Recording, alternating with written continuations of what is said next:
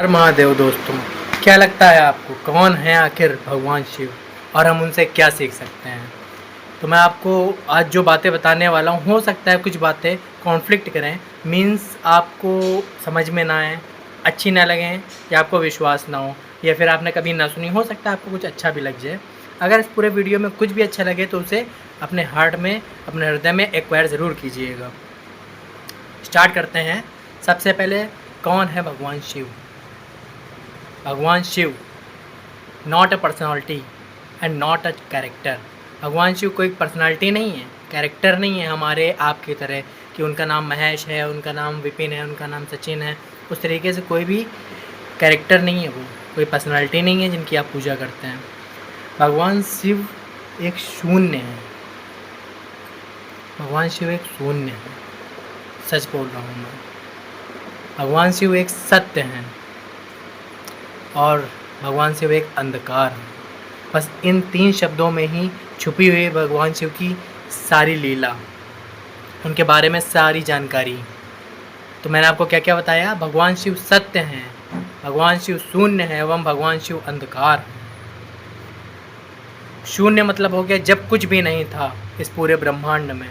एक समय रहा होगा जब ब्रह्मांड भी नहीं रहा होगा, सिर्फ प्रलय रही होगी, उस समय थे शिव। और जब कुछ नहीं होगा, भविष्य में ऐसा आएगा एक समय, कभी तो आएगा जब प्रलय होगी, सब कुछ जलमग्न हो जाएगा, कुछ भी नहीं होगा, उस समय भी सिर्फ शिव ही रहेंगे। इसके अलावा शून्य की परिभाषा मैं बताता हूँ।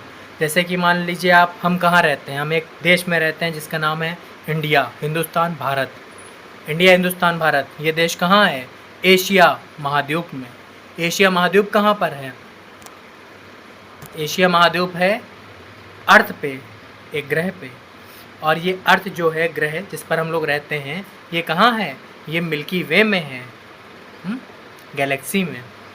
गैलेक्सी कहाँ पर है? यूनिवर्स में है। इसी तरीके से हज़ारों लाखों करोड़ों अनंत यूनिवर्स हैं ब्रह्मांड में। पता नहीं कितने यूनिवर्स हैं, हम नहीं जानते। ये सारे यूनिवर्स समाये हुए हैं भगवान शिव के अंदर। भगवान शिव शून्य है, समझिएगा मेरी बात को थोड़ा सा, क्या मैं कहना चाह रहा हूँ। इसके अलावा मैं एग्जाम्पल के सहारे से थोड़ा सा बताने की कोशिश करता हूँ। मरने से पहले जहाँ थे हम,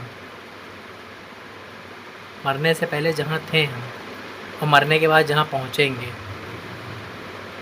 मरने से पहले का तात्पर्य है जन्म से पहले। जन्म से पहले हम कहाँ थे, हमें नहीं पता। मरने के बाद कहाँ पहुँचेंगे, नहीं पता। वही तो शिव है, वही तो शून्य है, वही अंधकार है और वही सत्य है। यही जीवन का सत्य है।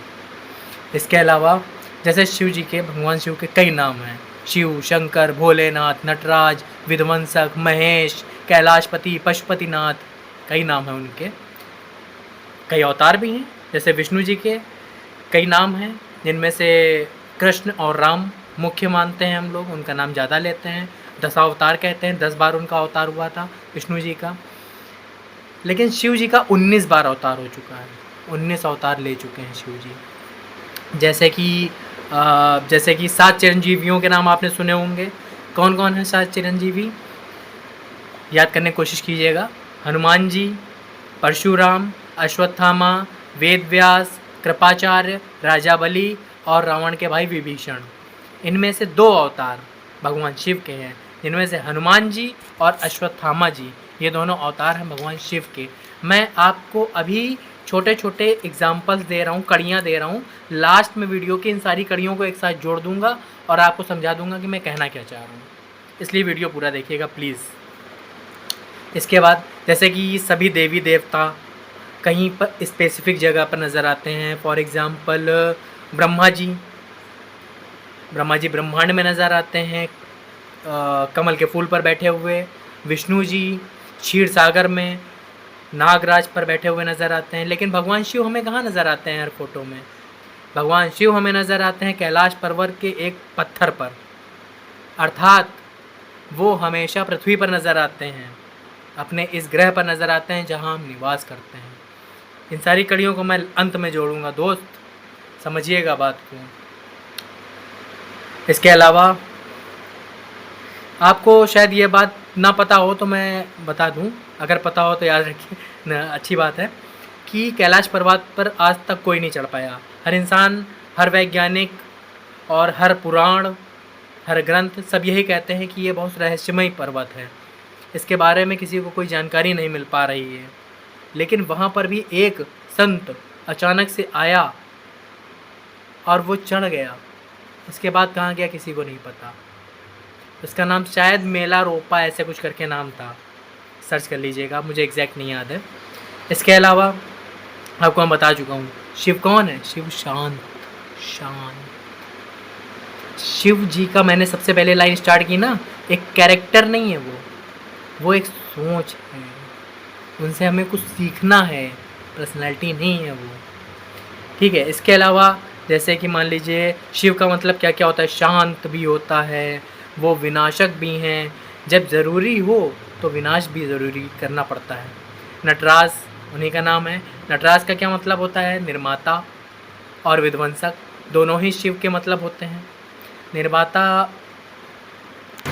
जैसे कि मैंने आपको नटराज नाम लिया, देखिए नटराज नाम का अर्थ होता है, नटराज नाम का अर्थ ये होता है कि आपको निर्माता और विध्वंसक दोनों ही बनने हैं। निर्माता बनने हैं अच्छी आदतों का, अच्छी चीज़ों का, अच्छे व्यवहार का, और विध्वंसक बनना है बुरी आदतों का, खराब चीज़ों का। जब कोई चीज़ खराब, कोई राक्षस आ गया तो शंकर जी ने उसका विध्वंस भी किया और अच्छी चीज़ें भी दी हमारे पृथ्वी को, हमारे संसार को, इस ब्रह्मांड को। इसके अलावा मैं आपको एक छोटा सा एक लाइन का एग्जांपल देता हूँ। आपको अच्छी आदतों का निर्माण करना है और बुरी आदतों का विनाश करना है, अज्ञानता का विनाश करना है। हाँ, लेकिन याद रखिएगा विनाश हमेशा नकारात्मक नहीं होता है। ज़रूरी नहीं है कि विनाश का मतलब हो गया प्रलय ला दी, सब बर्बाद कर दिया, सब तहस नहस कर दिया, आग लगा दी और जलमग्न कर दिया। विनाश का मतलब ये नहीं होता है। विनाश का मतलब होता है एक नई अच्छाई का आरंभ करना। जैसे कि फॉर एग्ज़ाम्पल मेरे अंदर मान लीजिए एक बुरी आदत है सनक, ठीक है। मैं अचानक से हाइपर हो जाता हूँ, चिल्लाने लगता हूँ किसी के भी ऊपर और गुस्सा करने लगता हूँ, गालियाँ देने लगता हूँ। तो मुझे इन चीज़ों का विनाश करना है और आरंभ करना है इन चीज़ों का अपोजिट, अच्छी आदतों का, अच्छी बातों का, कि मुझे ये काम नहीं करने हैं लाइफ में। इसके अलावा शिव क्या है, शिव सिखाते हैं हमें उग्रता और दयालुता में बैलेंस रखना, ठीक है, समझिएगा इस बात को। वो उग्र भी बहुत हैं, गुस्सा आ गई प्रलय कर दिया, और दयालु इतने हैं कि हज़ारों राक्षसों को ऐसे ऐसे वरदान दे दिए उन्होंने कि वो भारी पड़ गए वरदान, उन्हें भी समझ में नहीं है। वो इतने भोलेनाथ हैं, इतने दयालु हैं कि उन्हें समझ में नहीं आया कि मैं क्या वरदान दे रहा हूँ, दे दिया बस। तो आपको बैलेंस रखना है। शिव जी से हम क्या क्या सीख सकते हैं, मैं ये आपको सिखा रहा हूँ, ये बता रहा हूँ आज इस वीडियो में। शिव जी से आपको बैलेंस सीखना है कि दयालुता और उग्रता में बैलेंस कैसे रखें हम अपने लाइफ में। इसके अलावा शिव हमें और क्या सिखाते हैं, समता सिखाते हैं, समानता, कि हम एक साथ अच्छे बुरे, छोटे बड़े, हर इंसान को कैसे देखें अपने जीवन में। जैसे कि मान लीजिए शिव के गले में नाग भी रहता है और वो सवार नंदी पर होते हैं, ठीक है, दोनों चीज़ें अलग अलग हुई, समानता तो नहीं है इनमें, लेकिन वो समान रखते हैं। और शिव जी के पुत्र चूहे पर विराजमान होते हैं और शिव जी की वाइफ पार्वती माता शेर पर विराजमान होती हैं। शेर तो चूहे को खा सकता है, लेकिन रहते साथ में एक फैमिली में, एक ही जगह पे। इसका मतलब समानता भी हमें सीखनी है उनसे, कि हमें समान देखना है सबको, ठीक। इसके अलावा सभी से समान व्यवहार करना है। इसके अलावा शिव हमें क्या सिखाते हैं, आत्मनियंत्रण, अपनी आत्मा पर नियंत्रण कैसे करें। एग्जाम्पल याद कीजिए कि जब उन्हें जहर पीना पड़ा था, एक बार हलाहल निकला था जब मंथन से, तो उन्होंने क्या किया, जहर जब पिया तो उसे ना लिगल पाए ना उगल पाए। क्यों? अगर लिगल लेते तो वह आपको पता ही क्या होता, प्रॉब्लम हो जाती। उगल देते तब तो बहुत ही बड़ी प्रॉब्लम हो जाती, वीडियो ही ना बन रहा होता, हम आप जीवित ही ना होते, संसार ही ना होता। तो उन्होंने उस जगह पर क्या किया, अपनी आत्मा पर नियंत्रण किया कि मुझे इस हलाहल को ना उगलना है ना लीलना है। ऐसा नहीं उन्हें प्रॉब्लम नहीं हुई, नहीं प्रॉब्लम हुई, तभी वो जाकर बैठे थे ऋषिकेश के ऊपर ठंडी जगह पर।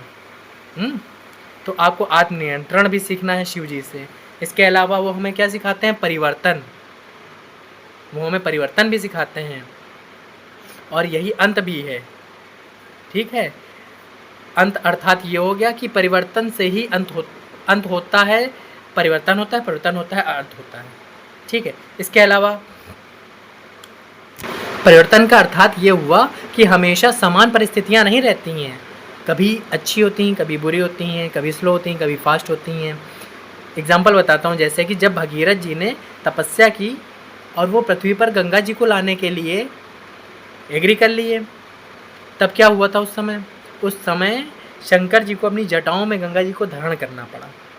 क्यों इसलिए धारण करना पड़ा दोस्तों कि अगर वो जटाओं में ना धारण करते तो उनके वेग से पृथ्वी बह जाती, पता नहीं कितनी बड़ी प्रलय आती, कितना क्या हो जाता।